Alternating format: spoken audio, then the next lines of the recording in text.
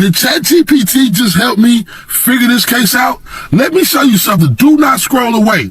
I had ChatGPT design this diagram below.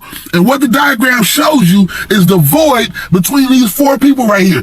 You see, all 5 people. There's a void. Everybody's avoiding something on the floor right there. Why are they not? That's the largest space on the entire boat. Why is nobody standing in the biggest area of the boat? Why is everybody off to the side? If you look at the diagram, the red part shows Nolan's body. And if you look at the dude in the back, in the orange, I asked Google to tell me where that bilge pump is. And that's what he's doing in the back. He's over there messing with that bilge pump. And Wyatt right here is on the phone. Now listen to what I learned.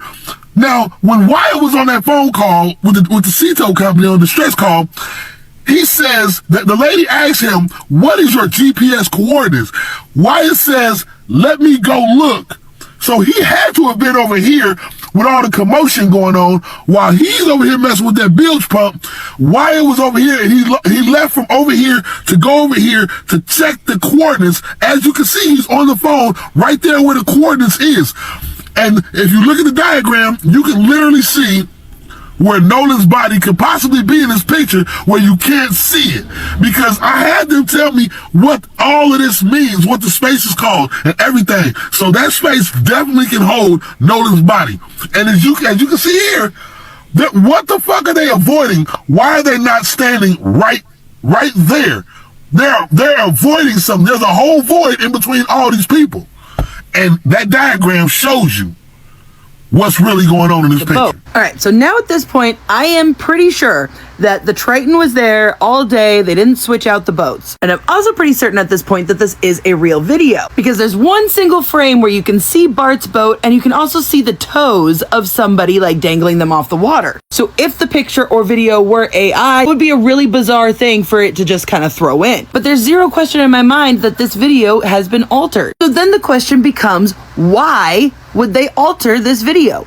And the only thing that logically makes sense to me is to alter the identity of the 2 girls. Because if Carter is the boy in red, Wyatt is the boy in the American shorts, Bart's brother Brooke being the one in the navy blue shorts, and then Ike being the one in the teal shorts. Then we've got Warren up here with somebody in this red striped swimsuit and the girl in the teal swimsuit with the backwards hat. So in this picture, this would be Brooks, this would be Ike, this would be Wyatt, this would be Warren, which would leave this to be Carter. Now, whoever this is seems to be very cuddly with Carter. Like, too cuddly, in my opinion, for it to be like a mother or a family member. Thinking about it a lot from the timeline that we have been told, and what we haven't really been factoring in again is the party. Because remember, Warren said he went to the party, but instead of talking with all of his friends, he went upstairs to go talk with his girlfriend's dad. Now, those families are tight. So if that dad of Ava, if that conversation with the dad didn't happen, then they would automatically know that they were lying. So I've been saying for a while that the girl was somehow involved. And mind you, everybody's back on land now. They're getting ready to do the fireworks and everybody's swimming and drinking still, blah, blah, blah. So what's the excuse for no pictures at that party? They've explained it all away during the day, but at this point, they're all just being teenagers and having fun again, right? So I'm thinking that the brunette girl is Ava, the girl whose house they went to. And she's pretty close with Warren and the Pyrone family. And they're full speed running. And then after that, I didn't see them anymore. I think you were on the boat. You start from there? Yeah, so after we planed off, Wyatt kept the boat pinned the whole way in. We ran into the mouth of Fort Bayou, where we came from originally. And we turned into Fort Bayou, went in the channel, ran probably 500, 600 yards into Fort Bayou. Wyatt had jumped out of the boat, put the plug back in the boat so access water. So water didn't keep pushing and filling back the boat. According to their own words, they went into the mouth and then they turned and they went about 500-600 feet. Now, mind you, the party house is right around, but they go past it and then loop back around. However, Warren just admitted that at some point they had to stop and Wyatt jumped in. And even then, you heard him stuttering over the story. Like, it wasn't a smooth transition, because I think they dropped her off. Which would explain why they would go back to this party, because obviously they can't cancel the party. That looks really suspicious. Then, my theory has always been that the guys all, like, broke off and, like, talked to the parents about what was going on, and that's when they formulated their whole, we'll call her and then we'll call the Coast Guard plan. Remember, she is related, somehow I can't figure out, but she is related through marriage to the lieutenant that wrote up the very initial report we've seen. Because remember how Morgan claimed that the picture of the boat stuff was circulating around Snapchat and stuff, even though Christine didn't post it to her Facebook page until the next day. Listen to this. His mom was, what was he wearing? And so we were trying to remember what color his shorts were. We couldn't quite figure that out. I said black. Yeah, I think we said black. I really did. He was wearing navy blue shorts. Yeah, it was like dark blue shorts. Dark. I just said black because I was trying to piece everything together and help out. And so at this point, we're freaking out. We don't know where our friend's at. And the girl that took the picture, she was like, okay, well, I just took this picture of today. This is what color swim trunks he was wearing. And his mom asked for that to post on Facebook to say, if you've seen him, whatever, this is what he was wearing. So remember, the girl who took the picture with the digital camera was on Wyatt's boat at the beginning of the day and then was there with them at night when they were having this discussion. So she had to have been there at the beginning and at the party at the very least. Then we remembered that the original shorts picture, well, that wasn't the color of his shorts, as we now know. So we also know for a fact that this picture did not get sent to Christine until July 5th, meaning that they had to have had that picture and then not sent it to her for hours. Because they also said this. And so that's what we sent to her, or that's what she sent to her, because we were just trying. So they corrected themselves. He said, we sent it. No, she sent it. So then on July 5th, Christine said that they have been up for almost 48 hours straight. And then the very next post above it are the same pictures, but better quality. Why did it take so long to get these pictures to them? Oh, and y'all, now that I said that, I realize, so all of these pictures had to come from the same digital camera, right? Meaning this picture did as well. And since I've already proven that this picture had used AI to do something weird because, you know, there was no little bar here, only explanation for using AI on just this little part would be to obscure the reflection that was in this pole of the person who was taking the video. Or the pictures. Oh my God, yes. That makes sense. Love it when I figure that stuff out in real time for you on camera. So it makes sense to me that this photo video thing was altered to cover up this girl's swimsuit. Because let's face it, this swimsuit is the ugliest thing. It has like supposedly like sleeves and it's a tankini, but it goes like in a weird cut, but it's ugly. It's ugly and it's clearly not what these debutante beauty queen girls are wearing to a 4th of July beach party. So I'm like 70% sure that this is Ava. Oh wait, oh my God. Wait a second. Shown y'all guys before that there's 4 boats out here in this little cluster, right? But I'm looking at these weird pink lumps and stuff at the front of the boat, Bart's boat here. Is that a pile of life vests? Because I'm realizing there's not 20, 30 people on all of these boats. Like, I'm seeing 10, 12 people here tops.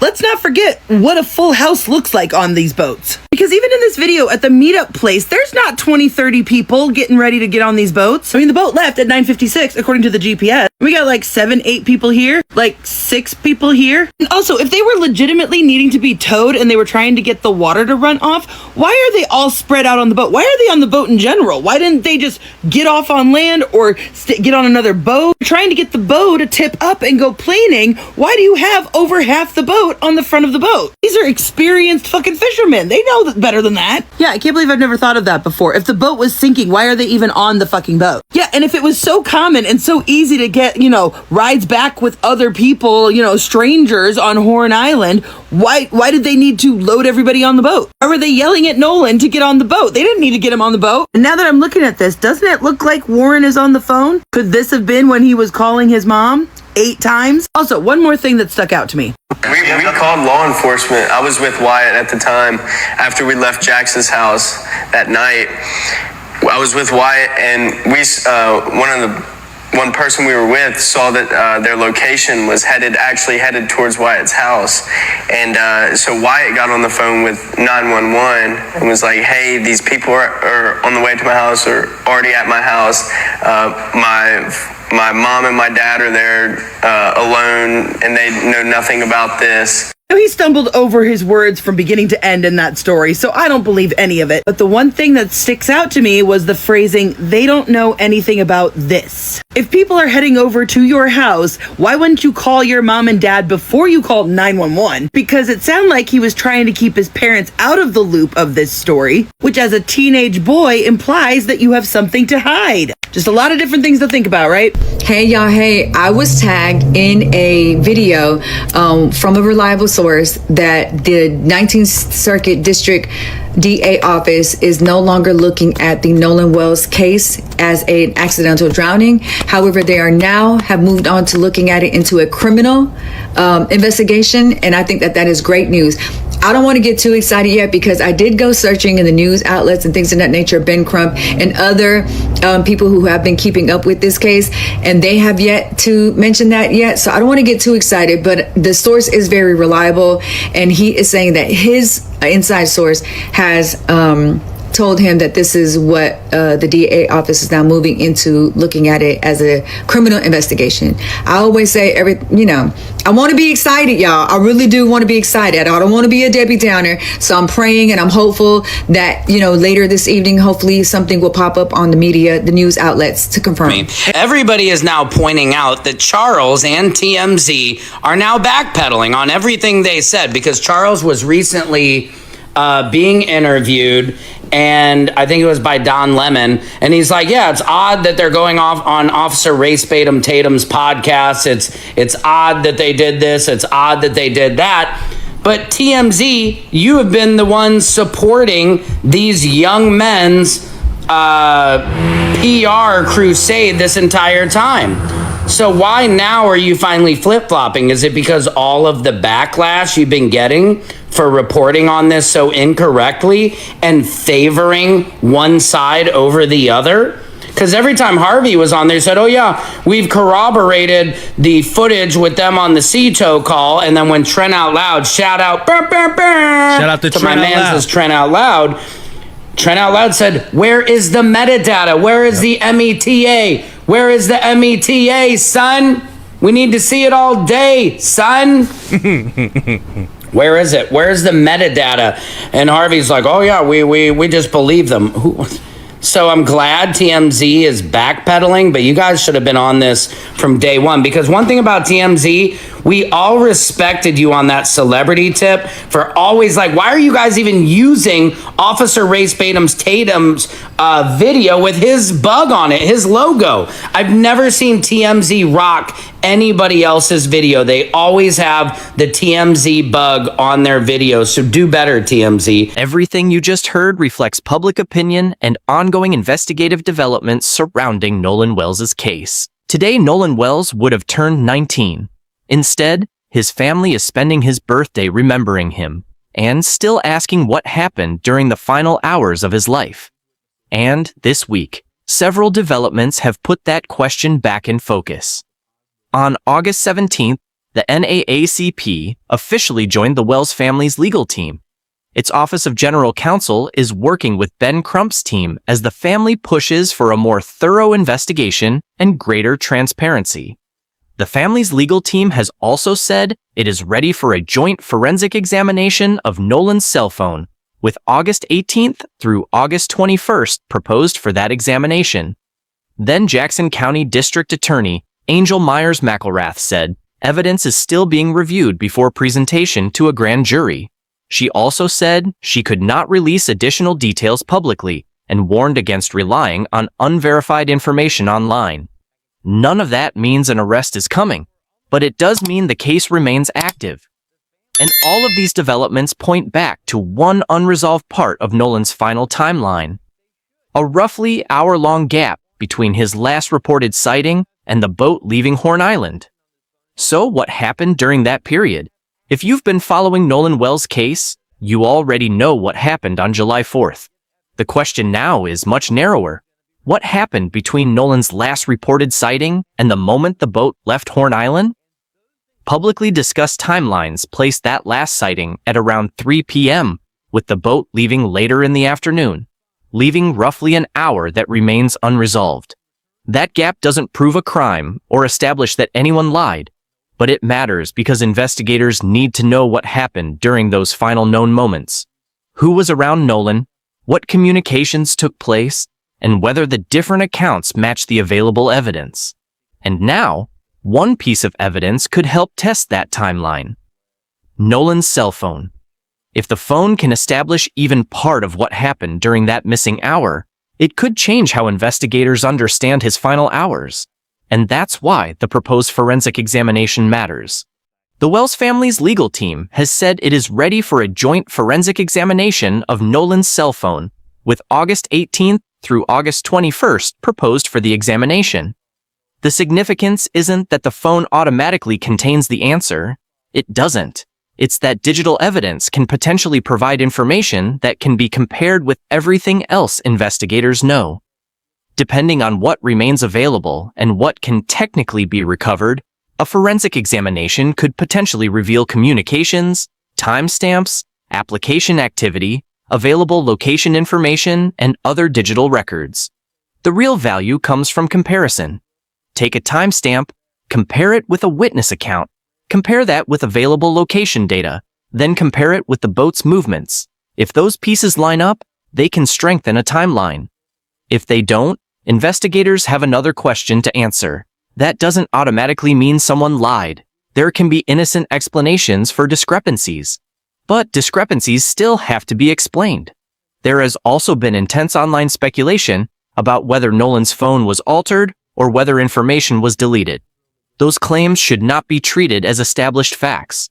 A forensic examination is what can determine what happened to the available data. And that is why this development matters. The question isn't whether Nolan's phone contains something dramatic. It's whether the phone can help establish what happened during a period that remains unclear. Because if the digital evidence tells a different story from an existing account, what happens next? The grand jury. That question becomes even more important because the investigation is moving toward a grand jury. District Attorney Angel Myers-McIlrath said, evidence is still being reviewed before presentation to a grand jury and that she cannot release additional details publicly. The official picture is therefore fairly clear. The evidence review is ongoing. The public has not been given the complete investigative record, and there has been no official announcement that Nolan's death has been determined to be a homicide. The state autopsy and toxicology results are complete, but remain sealed pending grand jury review.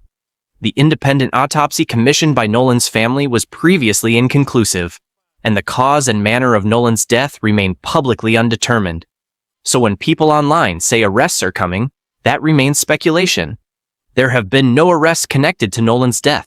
There have been arrests related to threats against witnesses or officials involved in the wider controversy. But those are separate matters.